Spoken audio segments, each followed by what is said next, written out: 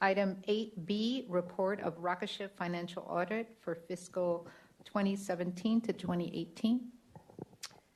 So this evening, we do have representatives from Rocketship who have returned to address as follow-up items, things that were mentioned at the last board meeting. I'd like to ask Christelle Johnson to also be at the table in the event that there are questions for staff, and to invite the representatives from Rocketship to please come forward and introduce yourselves. Thank you. I would also like you to know that I do have several speaker cards, so after Rocketship and staff give us information, we do have speaker cards for members of the audience who'd like to speak on this item. Good evening, President Kamei, members of the board, Superintendent Dewan. I'm Shai Calvo with Rocketship Public Schools. We appreciate you having us here tonight back to talk about this issue. I'm joined by my colleagues, our San Jose Regional Director, Maria O'Halloran, and Lynn Liao, our Chief Talent Officer, who were both here at the previous meeting. Before we get into the substance of what we want to talk about, I do want to begin just saying, one, I regret not being here at your last meeting. I'm sorry I could not make it at that, but I did have a chance to watch the video of it online, and actually I wanted to just kind of begin by saying that one of the last comments I think that Vice President Song made that I wanted to just associate with, because I actually really appreciated the point, and I've spent a lot of time reflecting about it, which is that mistakes happen, and the real test is how you respond to mistakes. I fundamentally agree with that point, and as I think about it, I've taken a lot of time to reflect on this particular situation.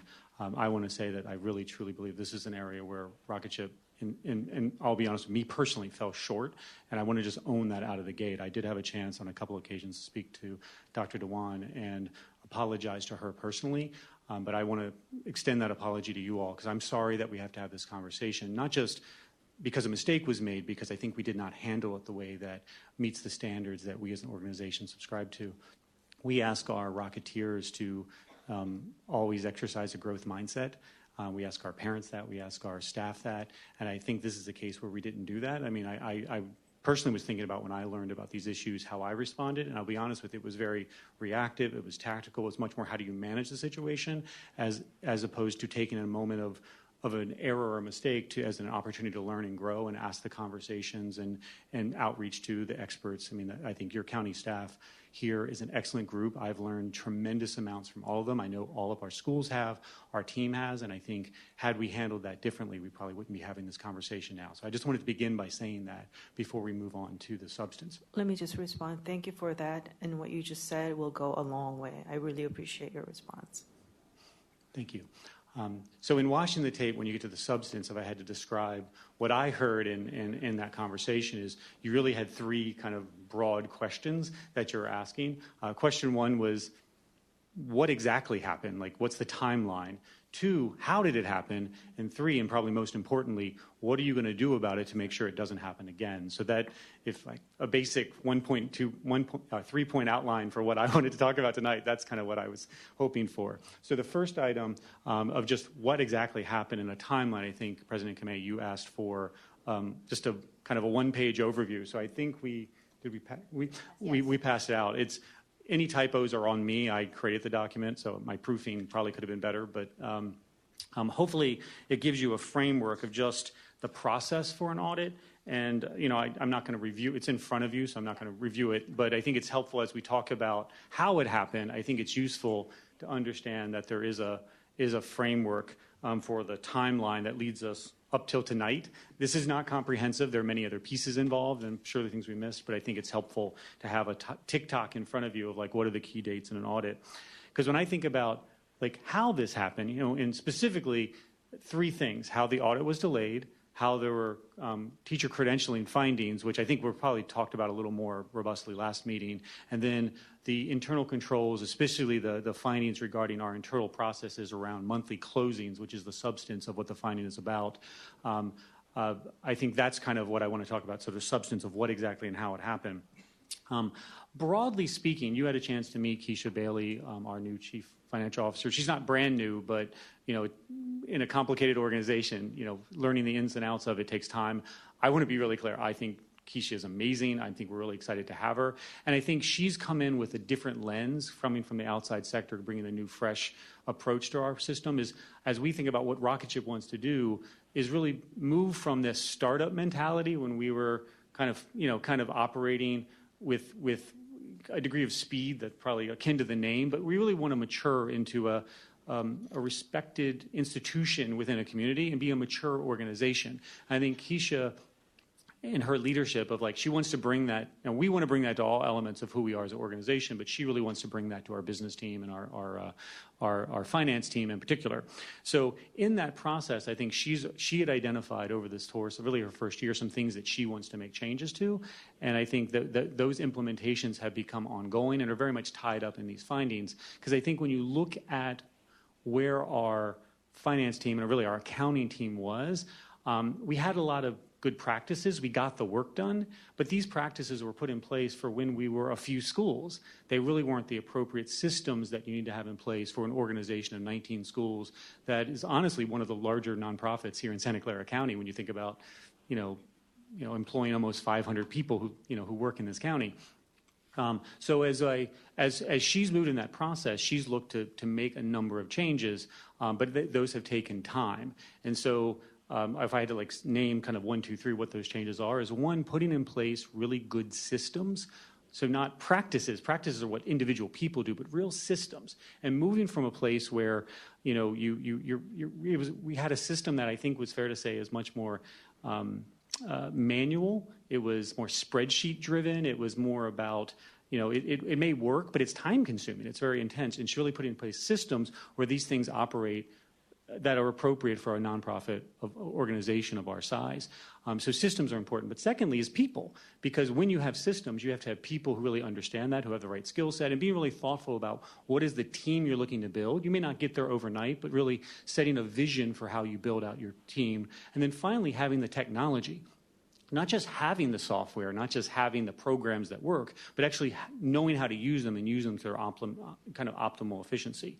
So that backdrop hopefully is helpful, because I think when you look at how this happened, we did have some staff turnover. And I don't want to put it on the staff turnover, because the challenge is not the staff who move on. That happens. But because we were very practice-driven, we really hadn't built a system that was really not subject to kind of human error. So what happened is really our closing procedures, which is on a month-to-month basis, were not as tight as they should have been. They were done. We closed the books. But try to put it in a quantifiable term, closing our books could take the whole month. So every month would go, and you would take a whole month to close it, then you would start over again. For a nonprofit of our size, we should be closing our books in 2 weeks. We should be able to move to closing procedures. And so what happened at the end of the year, when we closed at the end of the year, we have about 45 days in order for our board to meet and to approve some financial statements to kind of close in the unaudited numbers. But when our auditor, CLAs, when they showed up for their site visit, as they typically do at the beginning of October, we should have had everything ready for them. And the truth is, we didn't. There were some things that we had to put together, and so we spent probably another month and a half providing supplemental information, correcting errors in that process that really delayed the process to a good bit. So that extensive delay meant that they were sort of behind on things, and they probably weren't as prepared for that process. And so when you look at to the point that really by the end of November, it became clear that we were not going to meet our deadline. We set a new deadline. We got with them. But the truth is, we didn't pull back from this and really have a broad conversation with it. It was just about getting the audit done. And we thought we could get it done initially by the 21st of December, before break. And then that didn't happen. So we were put in a situation where, rather than stepping back, having good dialogue and honestly beginning with our authorizers and principally you all, and the county staff, we were sort of just trying to get it done, but we didn't take that opportunity to pull back and actually think, what are the issues here? Secondly, I think I'll just note, like, we did know that the credentialing issue popped up. We identified, really in early October, there were some credentialing issues, and there was a whole lot of more information that we had to provide over that time. But by mid-November, November 16th specifically, which is in the timeline, we knew specifically what those findings were going to be. So that's not actually what delayed this process. It was much more a 2-month period of having to provide a lot of supplemental information so that we were continuing. So hopefully that gives you a sense of the internal process. And, I'm going to, acknowledge we should have handled that differently, but it was very much just in a manage the situation, get it done. And we were living in short-term timelines, not broad-term timelines. So what we've done in the process of making fixes to this and being holistic about it is we've actually taken that 3-step approach that I think just in the last year, and this is actually our auditors speak about this to some degree, we've implemented a number of new systems. And when I say systems, really like tight checklist, roles responsibility for monthly closing, which is really the audit finding focuses on, so that we're able to move down the time it takes to close and the quality of the close, so that when you get to the end of the year and you're doing the year-end audit, you're not having to fix a bunch of stuff, because that really was the problem in the delay. Secondly, we've been really thoughtful about the team that we're looking to build. When I say team, it's obviously individuals, but it's also bringing in the right consultants, training the team. How are we doing the professional development that aligns to the systems that we're trying to run, so everyone knows their roles and it's clear and you're running a more efficient system? And finally, technology. Because technology, spreadsheets, we're beyond spreadsheets as an organization. And so we've actually, Intact, which is our primary accounting system, we've had in place for a while, but honestly, we hadn't fully utilized it. So we've hired a consultant who's been working with our team to fully utilize the technology that we have internally, so that our systems are much more aligned and we're using the technology. It's not like when you get a new software, it takes you time to actually figure out how to use it. That doesn't happen naturally with a more complicated system. So we built in some investments to make sure that our staff is more in line. And we've also implemented Flowcast, which is a new system where, this is complicated, so I'm trying to explain it, but like where you have a ledger entry, you're actually attaching the documentation right to it, so that one of the issues is it's not enough to have a number in a spreadsheet, but actually having documentation, because that's what auditors want. So we're doing a number of things that evolve across those 3 things to make it better. But what I can tell you is we have built and are building. We're not there yet. We have work to do. We always have work to do. But we are building the systems out that are going to give assurances that this will not, and I can tell you, this will not happen again. Our audit will be on time. And specifically regarding credentialing, the issues that we had from last year, we had put in place new controls this year. But we have asked our auditor, as soon as the year ends, to undertake a comprehensive review of our teacher credentialing. So they will be doing that in advance of the audit. So we will have, sooner than that, it's hard to say, by the end of the summer, a comprehensive review of our teacher credentialing, and we will give that to you when we have it, so you will not have to wait for that until December 15th. But we will have that information for you as soon as it's available. But we feel, based upon our regular internal controls, that we'll be in much better shape. We are in much better shape, and we feel very good. It's not to say issues don't come up. That's just the nature of this world when you have, over 200 teachers operating. But when they happen, they are dealt with immediately, and so we're on it in a way that we need to be, to ensure that these types of pitfalls don't happen in the future. So hopefully that's a useful, admittedly long summary, but hopefully it gives you some additional context about what we're doing, and we're happy to take questions and try to answer any outstanding issues and provide information that would be helpful to you. Any questions? So I noticed that you passed out the community events for audit explanation. And so this is what maybe you can talk a little bit, this is what you have in place to talk to parents and informing? Yes. I'll stand up.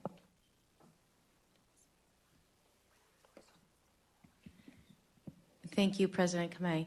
Yes, we actually sent home the letter to the affected schools, which are Rocketship Alma, authorized by SCCOE, this week, as well as Rocketship Spark, which is authorized by Franklin McKinley, so that the parents could receive the letter before the board meeting.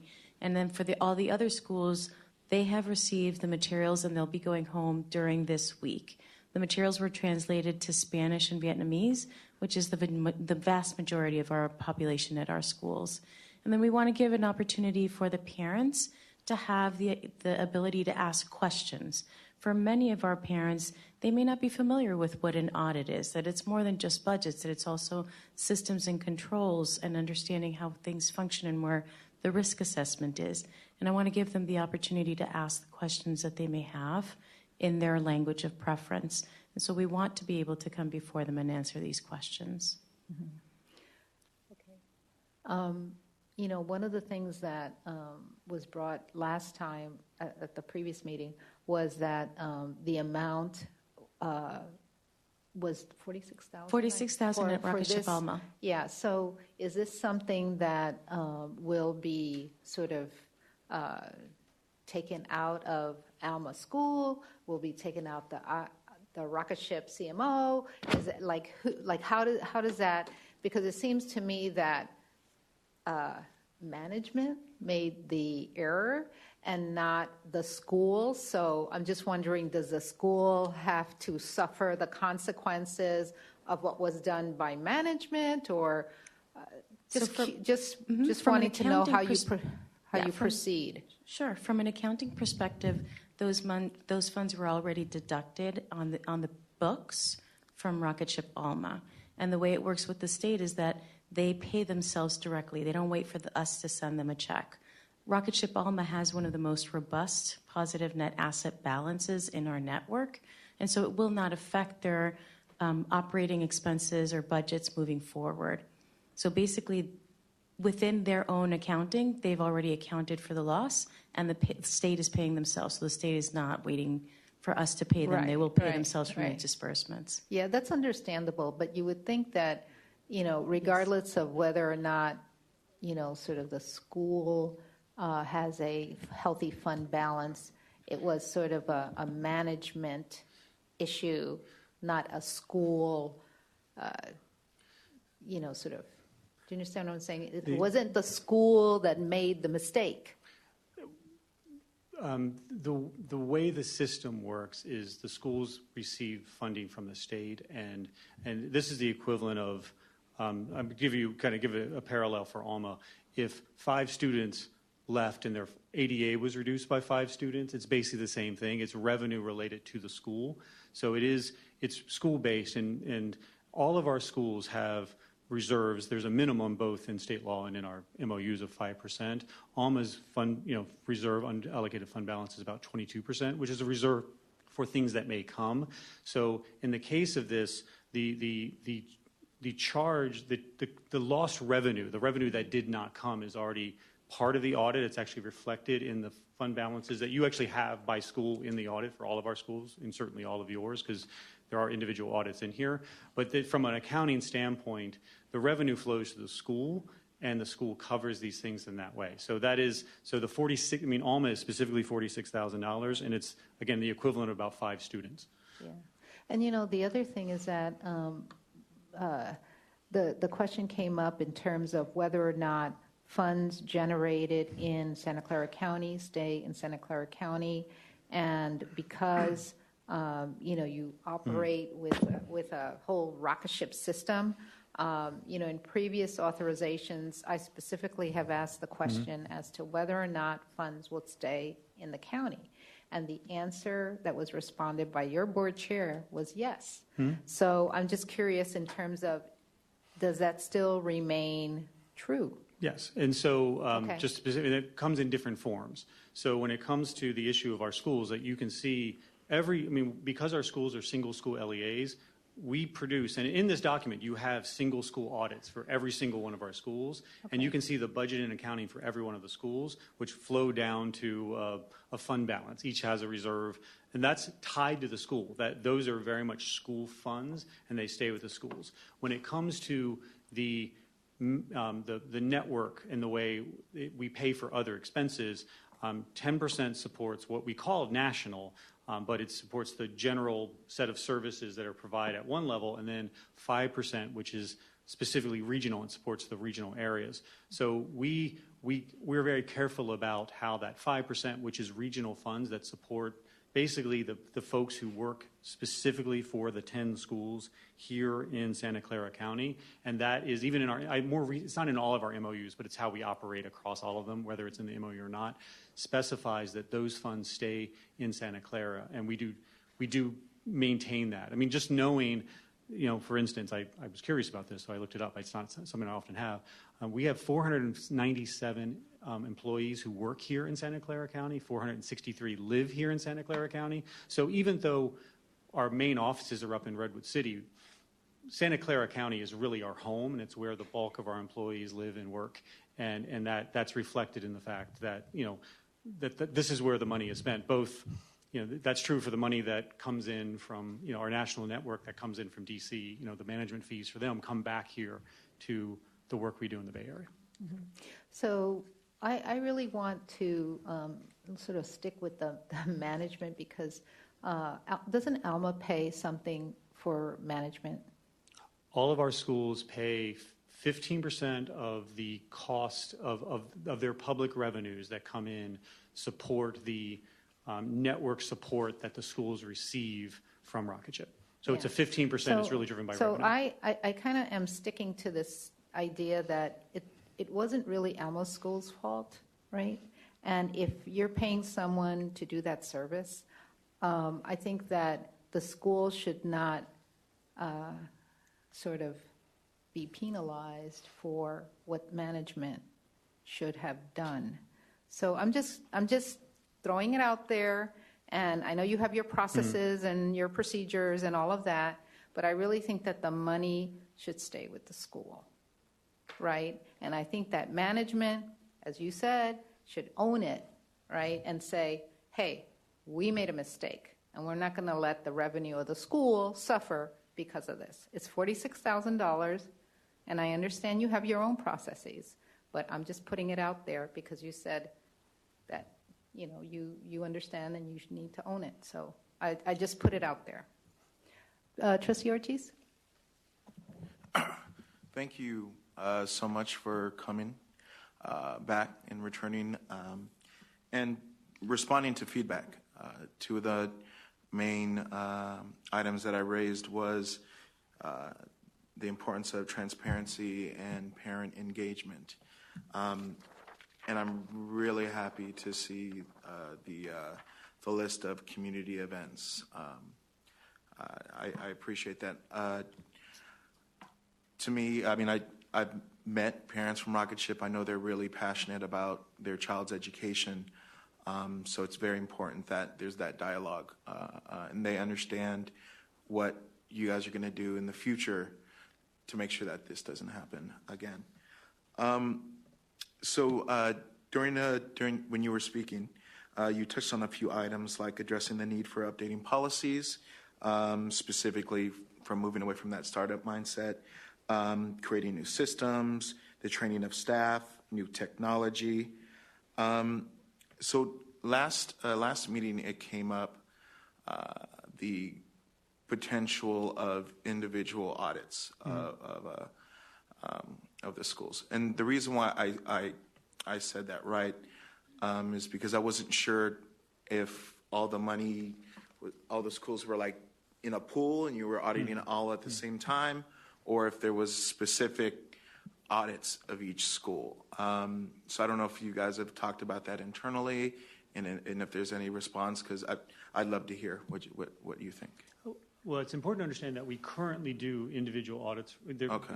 A consolidated audit is required for us. That's something we have to do. So what this actually is it actually is an audit of both a consolidated audit that has every entity associated with Rocketship Public Schools, as well as individual school-by-school information. So every bit of information that would be in an individual audit is actually in this document. You actually can see when you go through individual schools by line item. So the information is all there, and it all covers as well any operating leases and that information. So the same information is in here. What I think a point that was made to us that I think is fair, that if we have a situation that one school or one region within our network were to delay the audit, not having a single audit would actually delay it for every single school. In this case, the issue at hand really wasn't related to one school. It was really across schools. But that said, I think where we would have to really think about that is if we, and we're determined not for this to happen, to be in a situation where there was a delay we don't want to delay for 13 schools in California because there's an issue at one school. So in that situation, we would have to move forward to do individual audits because the requirement is that we produce an audit for every single school. And so they are tied. We have to have our systems working so that we can produce this document for you by the deadline so that we don't put us in a situation where we have to do what would be a much more cumbersome process of producing individual audits. But all the information, I just want to be clear, all the information is here, and it's incredibly informative. I was sitting there reading it as your earlier stuff, and there's a ton of information in here that does give you what you need. So just to make sure, so your approach is already individually auditing the schools. Okay, great. Yeah, thank you for responding to my feedback in relation to parent engagement. Thank you for the parents that are here tonight. Appreciate it. Vice President Song, and then we'll go to Trustee King. Thank you. Tonight's presentation is much more not acceptable, but it's for me to understand. It's far better for me to understand where you're coming from and where your organization has been. So I really appreciate it. And just please understand that our questions come from knowing that, as you said, this is the biggest CMO that we know in the county. And as much as it is taken care of, we would like to ensure that it won't happen again, as you said. And also our concern is to communicate to the parents to the extent that they understand clearly what happened and how you move forward. So I noticed that you are sending out or have sent out a letter signed by President Smith yesterday. Yes. Is that available for us to read? Sure. Yes, absolutely. Okay. And so I guess I'm curious if board members are having trouble understanding the accounting books of it and how it's been absorbed and moving forward. I'm wondering how you are communicating that to the parents. So that's my first question. And Maria is dropping off the letter, so you can Great. have it I can read English. Yeah, just kidding. I was kidding. The second part is kind of following to President Kamei's question. And to me, it is sort of a social justice matter. Mistake's been made, and mistake is being owned by the administration, and not by the individual school ALMA. And I understand that it's been absorbed in the accounting books already, and you have robust reserve, and so you may not have seen an impact on a day-to-day basis, per se. But if you're still charging 15% CMO fee, and the CMO failed to serve ALMA, so to speak, would you still charge ALMA for the coming year, or how would you perhaps make it up so that 46,000 that was taken away from the school already is being made? Not that this board is trying to micromanage and tell you how to run the organization, but I think there's a question of justice and how you might consider that question and take it back to perhaps your board and make an exception to the case so that it may be rectified in not just in the accounting books, but in the minds of the public and also in the parents. I can say I've heard your concern. I will relay it to our board. We as a network need to own a number of responsibilities, and so we are owning ours, but we also rely on school leaders to do certain things and teachers to do certain things, and so I do want to, there is broader responsibility, and I think there is messaging as well, about how these things work. It's not simply one responsibility; it's actually a broader responsibility. Thank you. Can I have a copy of that letter? Okay. Right there. Oh, yeah. Okay. Thank you. And I thank you for that, because I think that as you start talking about, the broader responsibility, I think it's also incumbent on everyone involved to share in this, right? And so I think that it's something that, should be considered. Trustee King? So a question and a comment. Is the audit on your website? I'm only asking because I haven't done that, and I should do it for my work, but it might be a good thing, since it's a public document, to put it on your website. It's a good Attach suggestion. it to it. I'm not actually sure. Oh, good. Thank you. Oh, it is. That's a good Thanks, question. Grace. Yes. Yeah, it will be in the board documents. I don't know. Great. Thank you. Good job, Grace. Don't look at mine then.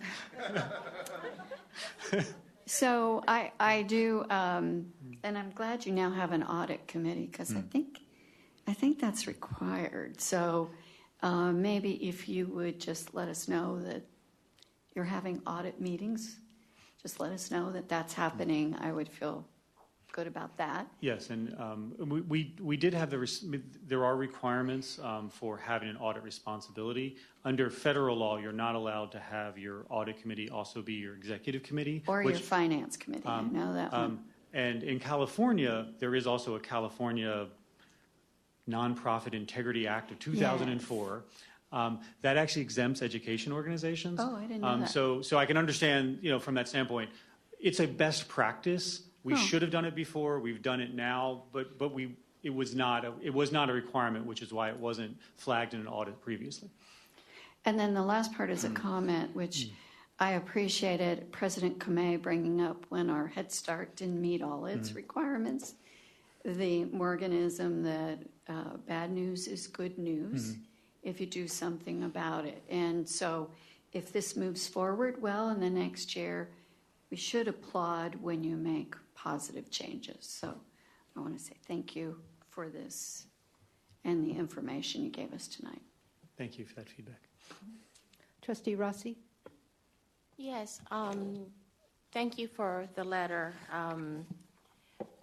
In reading your third paragraph, it does say that first our audit was delivered to our authorizers past the California deadline of December 15.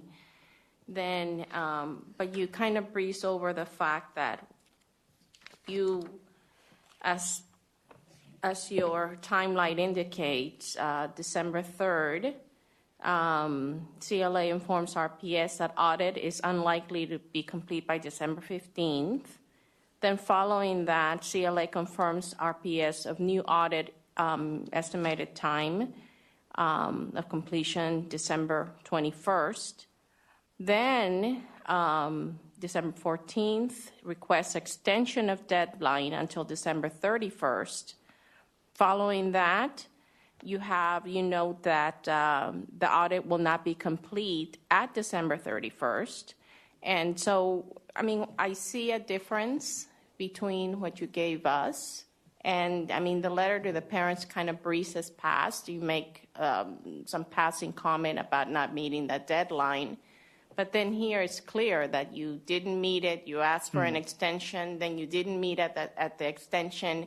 So, again, it's... For me, it just seems to be a pattern of spinning and packaging and breezing past with one sentence saying, to me, there's a difference between not meeting a deadline and asking for an extension and not meeting that deadline and asking for another extension. These things matter. This is fine to some extent, but I think it misrepresents that you asked for extensions, which you then did not meet. Just a comment. I appreciate the feedback, and I think, I also say the letter is the start of a conversation. I know we had our regional advisory board, which is made up of our school site council presidents, had a meeting last night. We talked about that. They will be meeting. There's already been, our parents were upset about this. I do want you to understand that, and we've heard from it. And I know that Preston Smith has met with parents. He's going to meet with the regional advisory board in April, which he does every year, to get their feedback. And we're also going to be having This will be on the school site council agendas, which are in April. There will be community meetings that talk about this. There will be a broader process. I don't want to leave you with the impression that the letter, which is going to 5,500 Rocketeers and their families this week, is the end of it. It's the first step, and I'm sure we could have written that letter better. But I hope it's the start of a process, because we actively ask our parents to hold us accountable as much as we ask you to hold us accountable. Well, I just take issue with the fact that you make mention of missing a deadline. You don't make mention of the fact that you asked for an extension, which you then didn't meet. You asked for an extension to the extension that you then didn't meet. There's a difference, and it's unfortunate that wasn't made clear. I mean, I have visited your schools. I know of students that are kept in line for 30 minutes if they don't walk in a perfect pattern of a straight line. You have silent, required time for students even during their lunch. It's very, very strict, very exacting, very severe treatment of children, and I hope you would hold yourself to that same level of strict adherence to process. And asking for deadlines, which you then didn't meet repeatedly, is not reflected in this letter to your parent community. Thank you. Okay. If there are no other questions. Yeah, Vice President Song? thank you. I have to coattail Trustee Rossi's comment as well. I was asking for a copy of this letter, hoping that you have communicated the difficulties of understanding how you have lost $46,000 for Alma, $400-some thousand for Rocketship altogether. But this letter doesn't even come close to communicating that. So I guess my original question, going back to my original question, how are you communicating that your organization has lost $400,000 altogether, and how do parents come to grips with that? I think I appreciate the feedback on the general letter. I think the specific conversations at Alma, Rocketship Spark, and Rocketship Redwood City, where the issues occur, will be a little bit different. But I think the point is the letter was the same letter across all schools, and I can see how that might have been a mistake. So This was just for Alma? No, it was that was a single letter for all the schools. But I think the point is maybe we should have differentiated that based upon the impact of the school, because I mean, either way, I'm not suggesting one way or the other, but I had understood as all Rocketship RPS as the timeline suggested. So it went to all the parents. So then where does it say that you lost $400,000? It doesn't. it doesn't. So, The letter doesn't mention the dollar amount. So my initial question of going back to the question, how will it be communicated to the parents? We will do better. We will raise that more expressly in our additional communications. So will we see the copy of it when you do it better in the future? We can share with you materials Thank you. where that is mentioned. But if there's no other. If I can just add to that, Vice President Song, we did share the specifics with the school site council presidents when they were at the RAB meeting last night, and the Alma president was there and had specific questions to her school, and I'm happy to. Can I say something about Yes. that? I have two boys, and they've been attending Santa Clara Unified School District schools, and Yes. I don't know who the school site presidents are. And I'm a school board member. I think I'm involved, and I think I know the school system, but I don't know who the school site president is for my two children's schools. So don't think that that's sufficient to communicate to all parents. I think it's not sufficient. I think it's a partnership in isn't. communicating Right. with the So with the all I'm saying, parents. all I was asking is communicate to the parents, all parents, not select few who are involved in the leadership. That's great. That's a good start. But that doesn't even begin to address my concerns or this board's concerns about where are the parents. Thank you, Joseph. Trustee DeSalvo? Thank you. I appreciate the give and take and the back and forth. It is about continuous improvement. I think we have helped you learn how to be better about audit-related situations. I appreciate your response.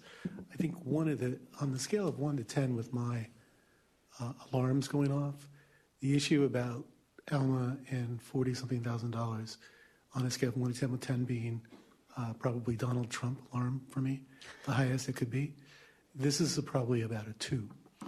But my alarm is more about your last paragraph in the letter. And I don't want this moment to go by without that being mentioned. So, Shai, if you could say something about that last paragraph and the issues in that last paragraph, I would appreciate that, because that's the alarm of a 10. And that's the crisis. I appreciate what we've discussed, but the real crisis is what is mentioned in the last paragraph. Not the last paragraph. The last paragraph of the first page. All right. It begins with the national teacher shortage.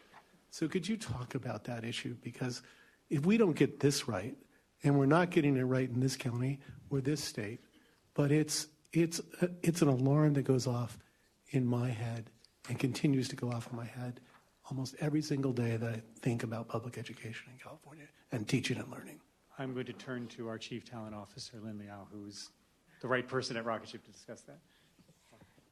Just briefly, but I don't want to miss the opportunity since it's on the letter that you submitted to us. I think it is hugely concerning, as we're both. I'm sorry, say that? It is incredibly concerning to all of us. The broader issue of teacher shortage, both in our, maybe starting with conversations with our current teachers who are living here in Santa Clara. I think it's a very regular conversation with them about their desire to want to stay rooted in this community and with the families that they work with every day, and how passionate they are about that, and how difficult it is to kind of meet the rising cost of living here. So we are looking for additional ways to support our teachers. We actually are investing in a significant or an increase in our salary scale this year for all teachers. Our board was very passionate about us putting that as a first priority in our budget. So we had that conversation prior to any other discussion around the 1920 budget, putting our teachers in California first. Secondly, we've also just approved a pretty significant increase in the subsidy that we're providing for teachers to earn their credential. So also related to this point, that we recognize that it's a substantial investment for teachers who are in the process of either new to teaching or in the process of completing their credential, and so are increasing the amount that we're supporting that can both their professional learning, but also so that they can decide to either move to the state or stay in this state teaching. There are other ways that we are also investing in supporting them other than monetarily.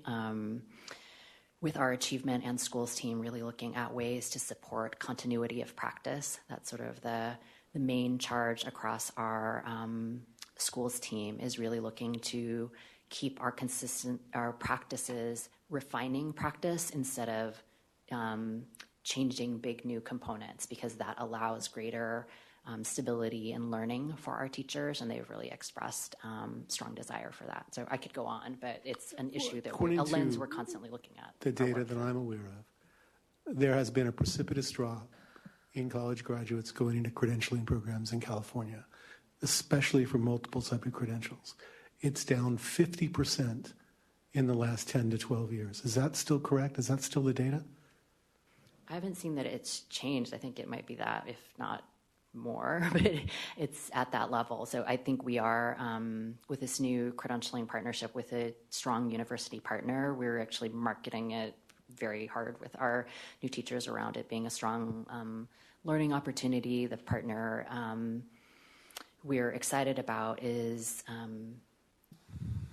showing a lot of flexibility to work with us around how we integrate their practices into our core training, so that we're really able to mesh more of the professional learning that we provide over the summer and during the year with the credential program. And then by next year, they'll be able to provide a lot of the credential programming online, which we think should really help teachers in terms of their trading off going to school while they're working too.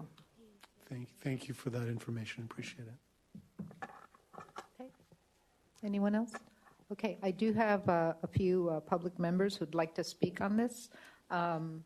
We have Heriberto Soto, Rosemary Scott, and Tanida Plamintir. How long do they have? A minute. Can I have two? No, I'm just joking. Board, thank you very much for the opportunity to speak to you. It's an amazing job what I've been looking through all this time. And accountability is what we want. I am a parent that I don't want schools to come to my community to try to to see if they're going to do good. I want schools to do good. And I think Rocketship has been doing it. The reason that they keep keeping all these kids going to that is because they are doing an amazing job in our community. Please, I know you are keeping schools, but not only schools, districts accountable for our families. Thank you for taking care of our families. We need to grow up, and we're going to be doing this as long as we can do it. Thank you, and I want to say thank you to Rocketship for giving me the opportunity to be working with them. And they informed me right away the mistakes they made. My heart was falling down because I know when they make a mistake, there is a magnifier glass just looking at that mistake. And I know you being with us, and thank you very much for all that. Thank you. Thank you for being here.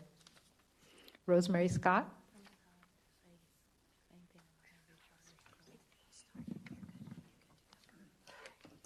Good evening. My name is Rosemary Scott. I'm a lead parent at Rocketship Discovery Prep.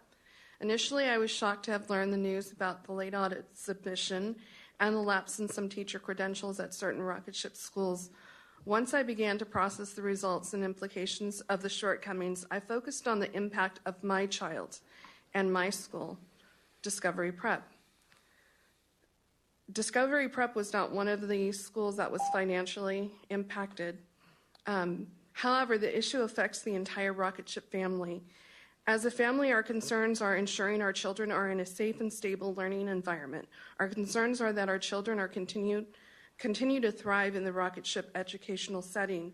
While the issues at hand are significant, we all need to process these mistakes and learn from them. That said, I have no doubt that Rocketship has taken necessary steps to proactively avoid audit lapses like these. I trust Rocketship with my child, and I certainly trust them to remedy the situation effectively. Thank you. Thank you very much.